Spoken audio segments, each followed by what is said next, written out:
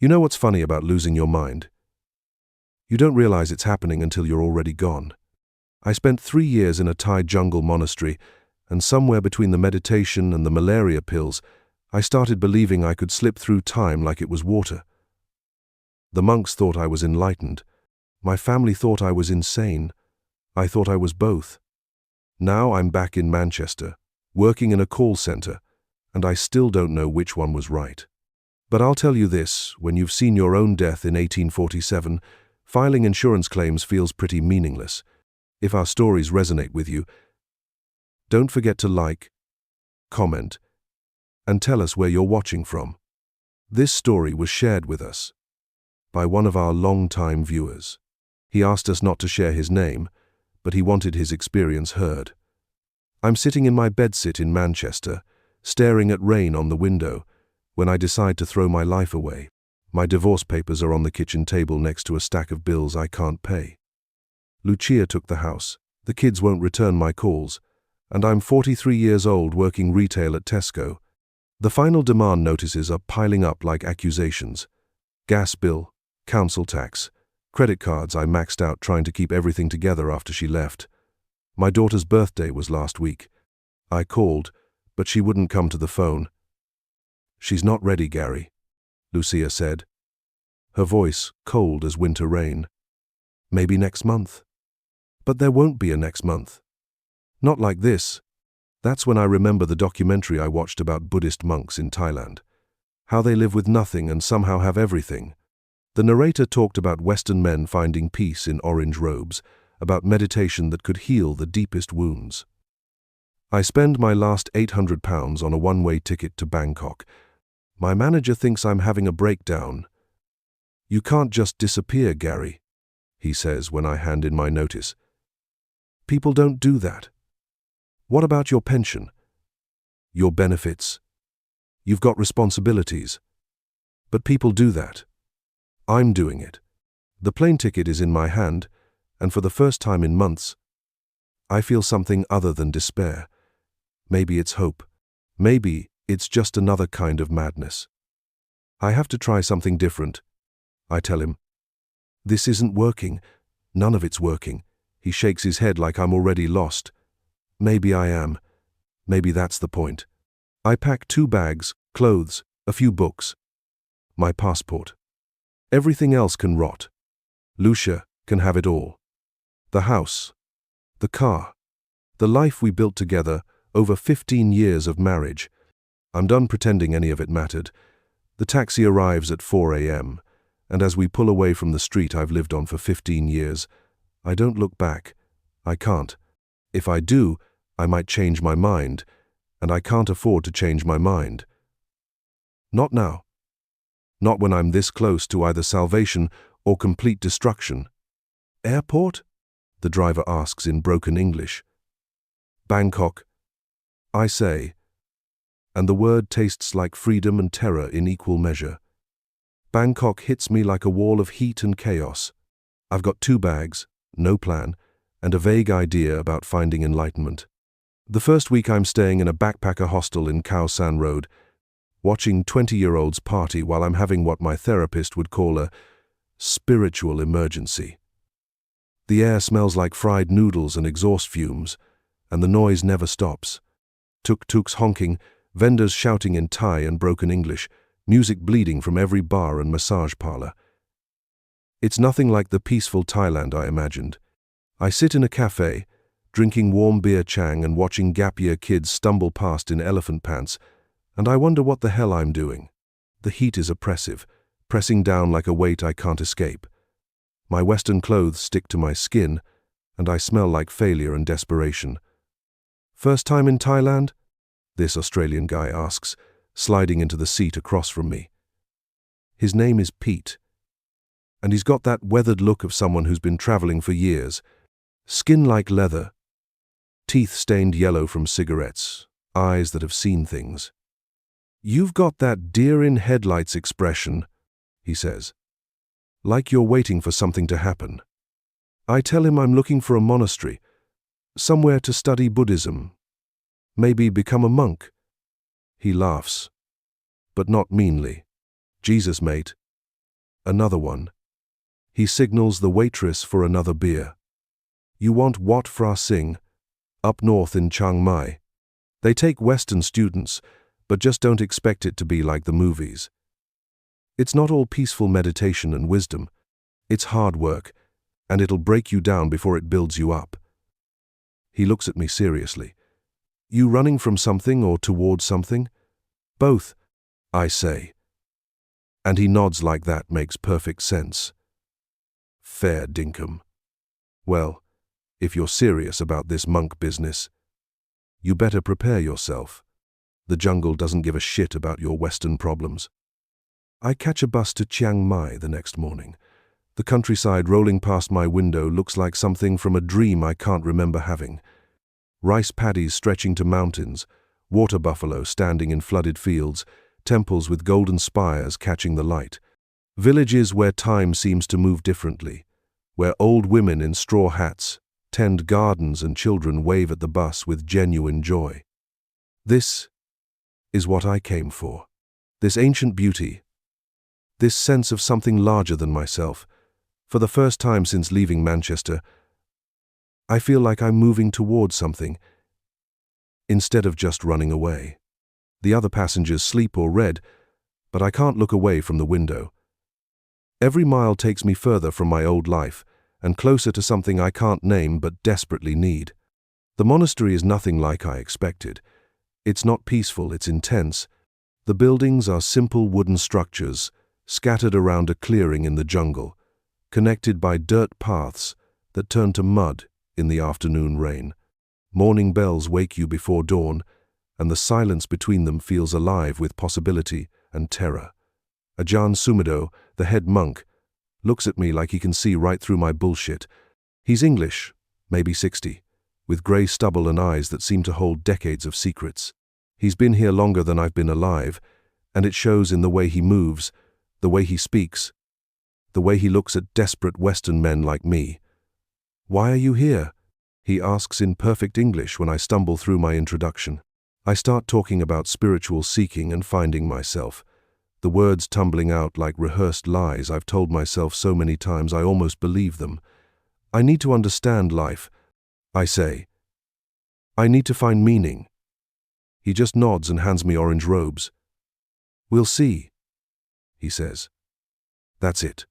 No application process, no interview, no background check. Just, we'll see. The robes smell like incense and other men's sweat. They're rough cotton, worn soft by countless washings, and when I put them on I feel like I'm playing dress-up in someone else's religion. The first night I can't sleep. The jungle sounds are louder than Manchester traffic, insects chirping, things moving in the darkness, sounds I can't identify. Monkeys calling in the distance, the rustle of leaves that might be wind or might be something else. I'm sharing a tiny wooden hut with a German guy named Klaus, who's been here 2 years and barely speaks anymore. He meditates 18 hours a day, and his eyes look like glass. When I try to make conversation, he just stares at me with this vacant expression. You'll understand soon, he whispers in the dark. And I don't know if it's a promise or a threat. I lie on my thin mattress, listening to his breathing slow into sleep, and wonder if this is how it starts the breaking down Pete warned me about. The walls feel thin as paper, and beyond them the jungle breathes with its own rhythm. I close my eyes and try to find some peace in the darkness, but all I find is the weight of what I've left behind and the uncertainty of what comes next. My mind races with thoughts of Lucia, of my children, of the life I've abandoned. What if I've made a terrible mistake? What if this is just another way of running away? But it's too late now. I'm here, in orange robes, in a jungle monastery, and there's no going back. Life becomes a cycle. Wake at 4 a.m. when the bell clangs through the darkness. Meditate until dawn while your body screams for more sleep. Collect alms in the village with the other monks. Eat 1 meal before noon. Meditate until evening when exhaustion finally claims you. My body fights it for weeks. My mind screams for stimulation, for my phone, for anything familiar. The silence during meditation isn't peaceful, it's brutal. Without distractions, every buried emotion rises to the surface like scum on a pond. But slowly, something shifts. The meditation starts working. Not the peaceful kind you see in movies. This is like psychological surgery without anesthesia. I'm seeing memories I buried, feeling emotions I've been running from my whole life. The divorce, my dad's death, every mistake I've made. It all comes pouring out during the sits. This is normal, Ajahn Sumedho tells me during one of our evening talks. We sit on wooden stools outside his hut while the jungle comes alive around us. The mind is like a muddy pond. When you stop stirring it, the sediment settles and the water becomes clear. But first, you have to see all the mud. I tell him about the panic attacks, the waves of grief that hit me during meditation, how I sometimes have to open my eyes and breathe hard just to stay sane. You're not seeking enlightenment, he says. You're seeking yourself, and that's much harder to find. Klaus watches me struggle with something like sympathy. It gets worse before it gets better, he says one evening as we wash our bowls in the communal sink. Much worse, but if you can survive it, you might find something worth keeping. He's been through this. I can see it in the way he moves, the way he speaks, the way he looks at me with pity and understanding. How long? I ask. How long before it gets better? He shrugs. For me, 2 years. For some, never. Depends how deep the wounds go. I don't know what he means yet, but I can feel something building inside me, some pressure that needs release. The jungle is teaching me to sit with discomfort, to breathe through panic, to find stillness in the middle of chaos. It's the hardest thing I've ever done. Harder than the divorce, harder than losing my job, harder than watching my children forget about me. This is the real work, facing yourself without any place to hide. 3 months in, during a particularly deep meditation, something happens. I'm sitting in the meditation hall, focusing on my breath, when suddenly, I'm not in the jungle anymore. The transition is seamless, like stepping through a doorway. I'm in a grey stone room, wearing different clothes, speaking words I don't recognize. But I understand them. It's 1847, and I'm dying of tuberculosis in a London workhouse. I can smell the carbolic acid, feel the rough wool blanket scratching my skin, hear the coughing of other inmates echoing off stone walls. The cold seeps through everything, the floor, the walls, my bones. I'm 26 years old and I know I'm going to die. My name is Thomas Fletcher, and I was a clerk before the factory closed. I have no family, no money, nowhere else to go. The workhouse master walks past my bed without looking down. To him, I'm already dead. The pain in my chest is constant now, and every breath tastes like copper. I can feel my life slipping away, and I'm terrified, not of death, but of being forgotten, of disappearing without leaving any mark on the world. When I open my eyes, I'm back in Thailand, sitting on a wooden floor with the other monks. But the experience was more real than the cushion under me. My robes are soaked with sweat, and I'm shaking. Klaus is staring at me with concern. You were gone for 20 minutes, he whispers. Your breathing changed. Your posture changed. Where were you? I tell him about it during our evening walk around the monastery grounds. He nods like this is the most normal thing in the world. The mind shows you what you need to see, he says. Past lives, parallel realities, deep memories, it doesn't matter what you call it.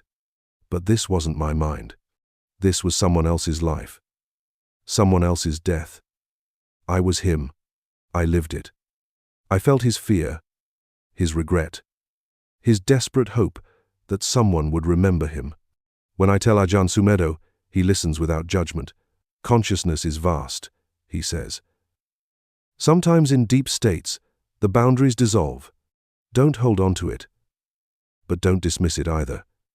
Let it teach you what it came to teach. But what is it trying to teach me? That death is real? That suffering is universal? That we're all connected in ways I can't understand? The vision haunts me for days, more vivid than any dream I've ever had. I can still taste the workhouse gruel, still feel the coarse fabric of Thomas Fletcher's shirt. He's as real to me as Klaus, as real as my own memories of Manchester. The visions become regular, not every meditation, but enough that I start expecting them. I'm a French soldier dying at Waterloo, blood pooling in the mud around me as cannons thunder overhead and horses scream in pain. I'm a Chinese farmer watching his village burn while soldiers laugh and drink stolen wine, my children's bodies scattered in the courtyard. I'm a woman in Victorian England dying in childbirth, gripping my husband's hand as the midwife shakes her head and whispers prayers I can't hear over my own screaming. Always dying, always in pain, always understanding languages I've never learned. The details are impossibly precise: the weight of a musket, the taste of opium smoke, the feel of silk against skin. I tell Ajahn Sumedho about it during our weekly meetings. He listens without judgment, which scares me more than if he'd called me crazy. Rebirth takes many forms, he says. Sometimes the mind remembers what the body has forgotten. In deep meditation, the barriers between self and other can dissolve. But this isn't rebirth. This is happening in real time. I'm living parallel lives, slipping between centuries like changing channels on a television. Each death feels like my own. Each last breath steals something from me. Klaus starts avoiding me. I catch him watching me with fear in his eyes during meals, during meditation, during our shared moments of silence. You're changing, he says one evening, becoming something else. During meals, the other monks give me space. They can sense something different about me, something that makes them uncomfortable. My presence disturbs their peace. What if these aren't visions? I ask Ajahn Sumedho. What if I'm actually traveling through time? He considers this seriously, which somehow makes it worse than if he'd laughed. Does it matter? He asks. Whether it's happening in your mind or in reality, it's happening to you. The question is, what are you learning from it? But learning implies choice, and I don't feel like I have any choice in this. The visions come when they want to come. They take me where they want to take me. I'm just along for the ride, helpless as a leaf in a river. The line between now and then starts blurring. I'm in the monastery kitchen, washing dishes after the morning meal, when suddenly I'm a scullery maid in a Tudor palace.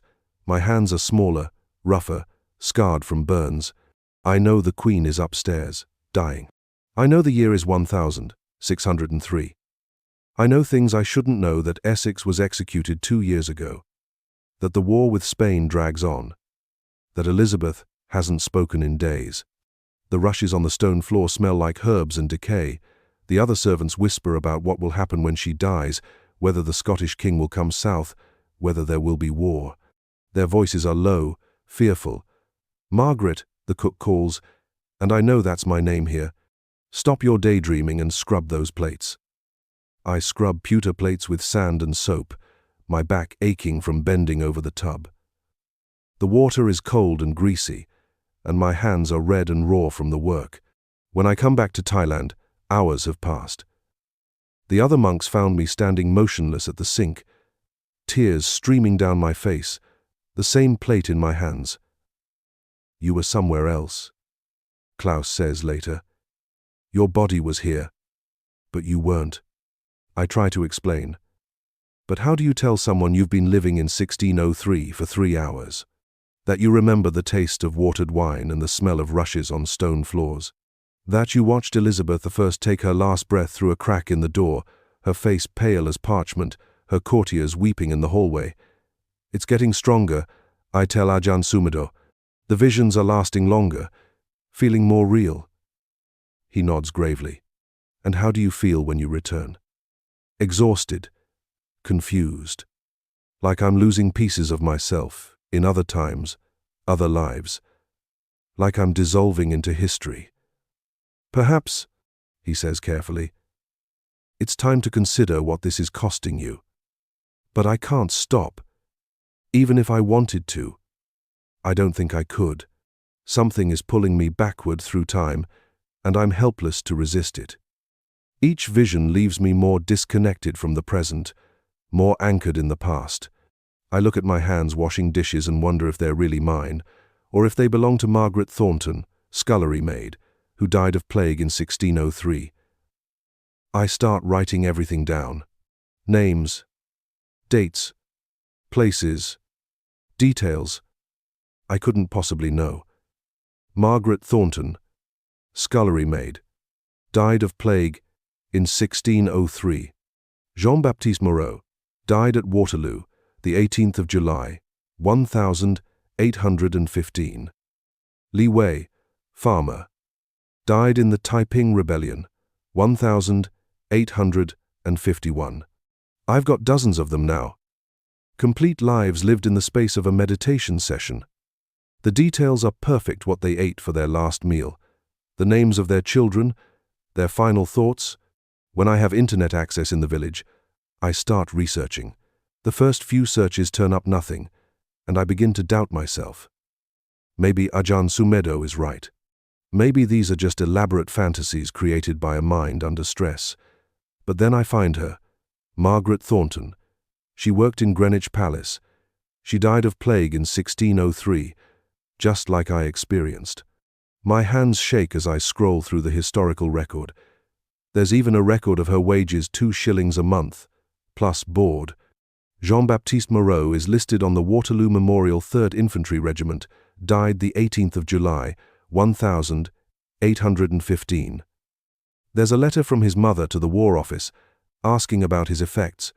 Li Wei's village was burned by imperial forces in 1851 during the Taiping Rebellion.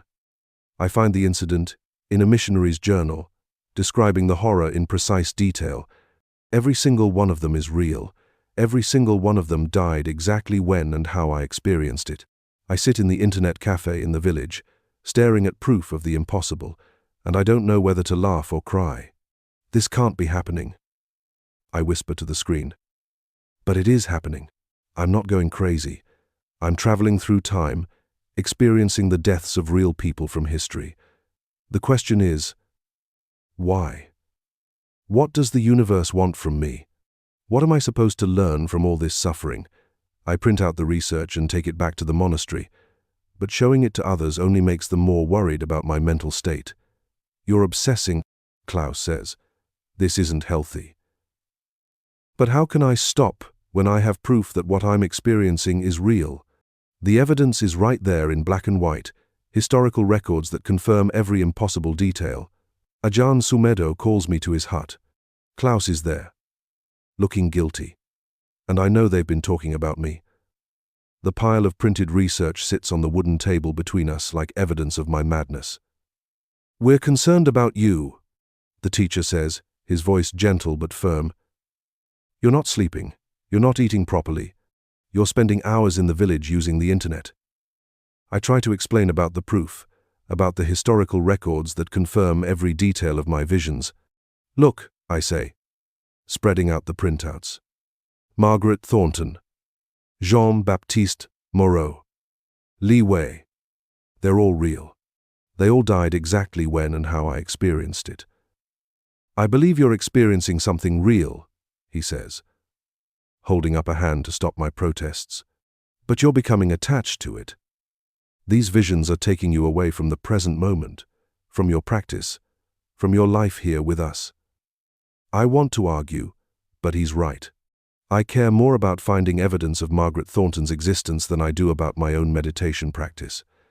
I skip meals to research online. I lie awake at night thinking about Thomas Fletcher and his last moments in the workhouse. "You came here seeking peace," Ajahn Sumedho continues, "but you're creating more suffering for yourself. You're addicted to these experiences, to the drama of other people's deaths." Klaus nods sadly. "I've seen it before," he says. "Westerners who get lost in mystical experiences, they think they're becoming enlightened, but they're just escaping deeper into fantasy. It's not fantasy." I snap, gathering up my papers. I have proof, historical records, evidence. But even as I say it, I hear how I sound desperate, unhinged, clinging to something that's destroying me. "Perhaps it's time for you to leave," Ajahn Sumedho says gently. "This path is not serving you anymore. You need to find your way back to the present, to your own life. The words hit me like a physical blow. Leave? Go back to Manchester? To my empty, flat and meaningless job? To Lucia's cold voice and my children's silence? You're afraid. I realize. You're all afraid of what I'm experiencing because you can't explain it. Ajahn Sumedho's expression doesn't change.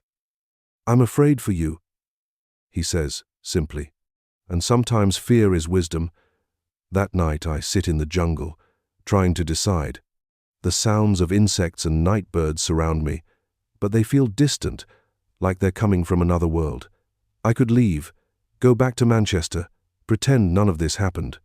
Get back on my medication, find another dead-end job, live a normal life where time moves in one direction and the dead stay dead. Or I could stay and see where this leads. The visions are getting stronger, more frequent. Yesterday I spent an entire afternoon as a Roman soldier in Germania, dying with a Germanic spear through my chest while my centurion screamed orders I couldn't follow. When I came back, I could still feel the wound, still taste the blood in my mouth. My name was Marcus Flavius, and I was 19 years old when I died. I had a girlfriend back in Rome named Julia, who would never know what happened to me. Klaus finds me there at dawn, sitting cross-legged under a tamarind tree.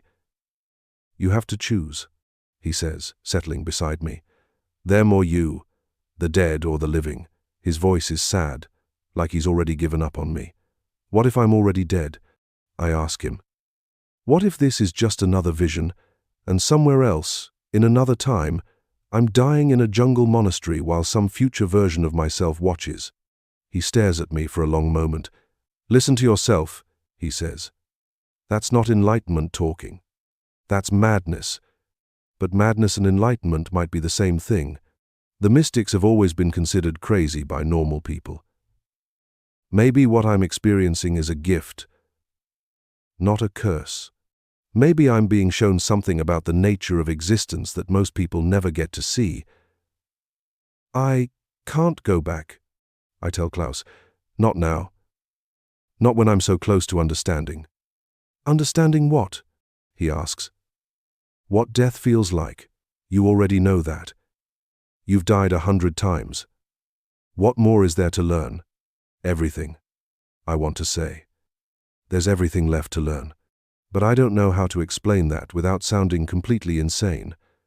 Maybe, I say finally, understanding isn't the point. Maybe just experiencing it is enough.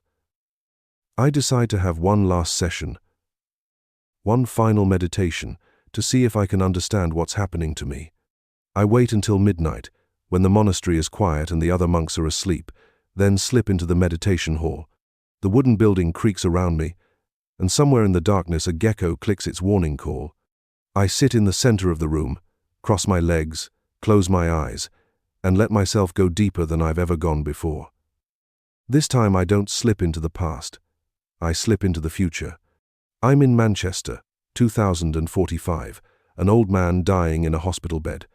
My hair is white, my face lined with age, my breathing shallow and labored. The room smells like disinfectant and dying flowers. My children are there older than I am now, grey-haired themselves, holding my hands and crying. He was never the same after Thailand. My daughter says to someone I can't see, maybe a doctor or a nurse. But he was happy. In his way, he found something there. Some kind of peace. I want to tell her I'm not dying, that this is just a vision, but the words won't come. I am dying. I can feel my heart slowing, my consciousness fading like a radio signal growing weak. Dad, my son says, his voice thick with tears, can you hear me? I can hear him, but I can't respond. I'm looking at my own death, 40 years from now, and I understand. This isn't time travel. This is the Buddhist concept of no self, taken to its logical extreme. I'm not experiencing past lives or future deaths. I'm experiencing all lives, all deaths, all moments happening simultaneously. Time is an illusion. Death is an illusion. The man dying in the workhouse in 1847 and the man sitting in a Thai monastery in 2024 and the man dying in a Manchester hospital in 2045 are the same consciousness experiencing itself subjectively. We're all one being, one awareness, playing out every possible life across all of history. Every death I've witnessed because it's my death. Every life I've lived because it's my life. The boundaries between self and other, between past and future, between life and death, they're all constructs of a limited mind. In reality, there's only one consciousness, one eternal moment, one infinite story being told from every possible perspective. Thomas Fletcher and Margaret Thornton and Jean-Baptiste Moreau and Li Wei, they're all me, and I'm all of them. And we're all expressions of the same fundamental awareness experiencing itself in different forms across different times. I open my eyes and I'm back in the monastery, but something fundamental has shifted. The visions stop. Not because I've rejected them, but because I don't need them anymore. I've seen the truth behind the illusion of linear time. The monastery looks different now, not more mystical or enlightened, just more present, more real. I can see the grain of the wood in the walls, feel the weight of my body on the cushion, hear Klaus snoring in our hut. Every detail is vivid, immediate, alive. I stay for another month, integrating what I've learned, helping with the daily routine of cleaning and cooking and meditation. The other monks notice the change immediately. "You look different," Klaus says during our morning walk around the monastery grounds. "Calmer. Like you've stopped fighting something." I am calmer. I've seen my own death, all of my deaths, and there's nothing to fear. I've lived 1,000 lives, and they're all the same life. The fear that drove me to Thailand, the desperation that made me seek enlightenment, it's all gone. Not because my problems have been solved, but because I understand now that problems and solutions are just more illusions. When I tell Ajahn Sumedho I'm ready to leave, he smiles, the first genuine smile I've seen from him since I arrived. "You found what you came looking for," he says. "Just not where you expected to find it." "What did I find?" I ask, curious to hear his perspective. "Yourself," he says simply. "Not the self you thought you were looking for, but the self that was always there, underneath all the seeking." We sit in silence for a while, watching the jungle wake up around us. Birds calling, insects buzzing, the distant sound of villagers starting their day. "Will you tell people about the visions?" he asks. I consider this. Would they believe me? "Does it matter?" he counters. The truth doesn't require belief. It just is. I pack my few belongings, fold my robes for the last time, say goodbye to Klaus and the other monks. As I walk down the dirt path toward the village, I don't look back. I don't need to. Everything I learned here, I carry with me. The flight back to Manchester feels like stepping into a previous life. Everything is exactly as I left it: the rain, the grey sky, the endless cycle of work and bills and mundane concerns. But I'm different.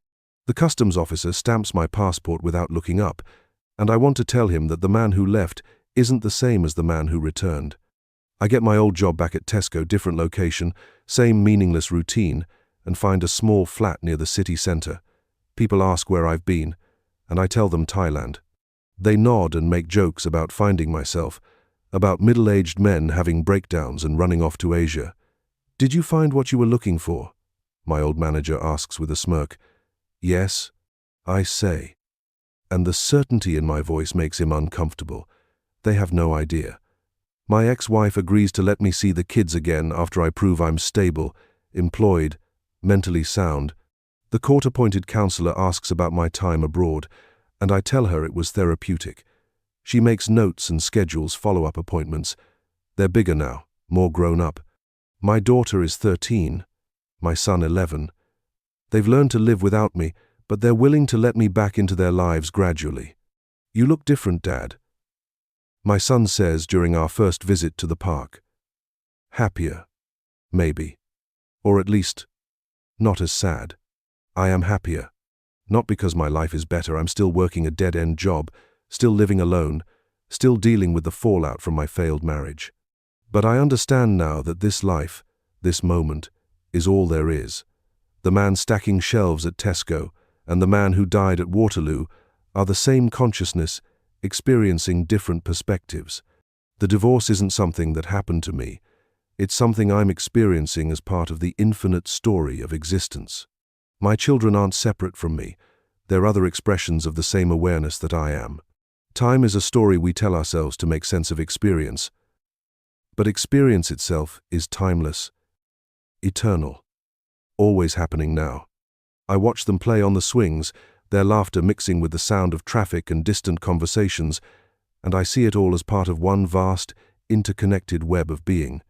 This is what I went to Thailand to find, not escape from my problems, but understanding that problems and non-problems are both part of the same reality.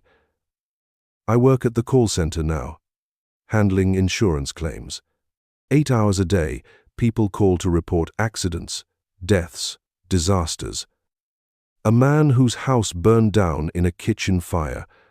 A woman whose husband died in a car crash on the M62. A family dealing with a cancer diagnosis that will bankrupt them. I listen to their stories of loss and fear, and I understand something they don't. Death is not an ending. It's just another moment in an endless stream of moments. The husband who died in the car crash is still alive somewhere, somewhen, in the vast simultaneity of existence. The house that burned down never stopped existing. It's always there in the eternal now of its own reality. I'm so sorry for your loss. I tell the widow, and I mean it, not because her husband is gone forever, but because she's experiencing the pain of believing he is.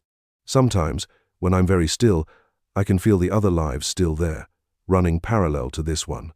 Margaret Thornton, scrubbing plates in a Tudor kitchen. Jean-Baptiste Moreau, charging across a Belgian battlefield.